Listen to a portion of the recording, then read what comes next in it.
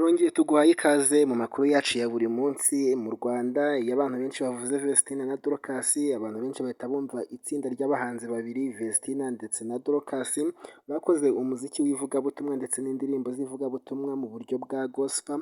Aba bantu rero ni bande? Vestina na Dorcas ni bashiki babiri bo mu muryango umwe bavukana, bamenyekanye cyane mu mwaka w'ibihumbi 2010 kugeza 2020, batangiye kuririmba mu rusengero hanyuma binjira mu muziki w'ibyivugo ndetse n'urukundo bifite ubutumwa bujyanye na gospel.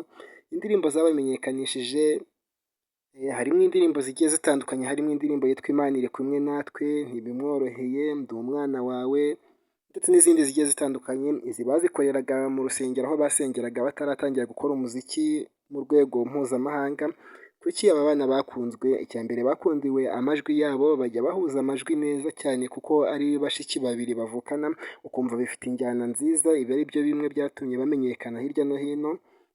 Ikindi kandi ubutumwa indirimbo zabo zifasha abantu benshi bababaye ndetse bari mu bihe bigoye, mu bihe bitoroshye, kandi zikamenyesha abantu Imana kurenza ibindi byose, dore ko bakora umuziki wa praise and worship mu Rwanda, kandi iki kintu kikaba kigeze ku rwego rwo hejuru.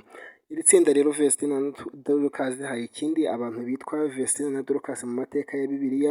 Dorcas yari umugore w'imbabazi wakoraga imirimo myiza muri Yopa, mu gihe Vestina ntirivugwa muri Bibiliya, ariko hari abakobwa benshi b'u Rwanda bitwa iryo zina.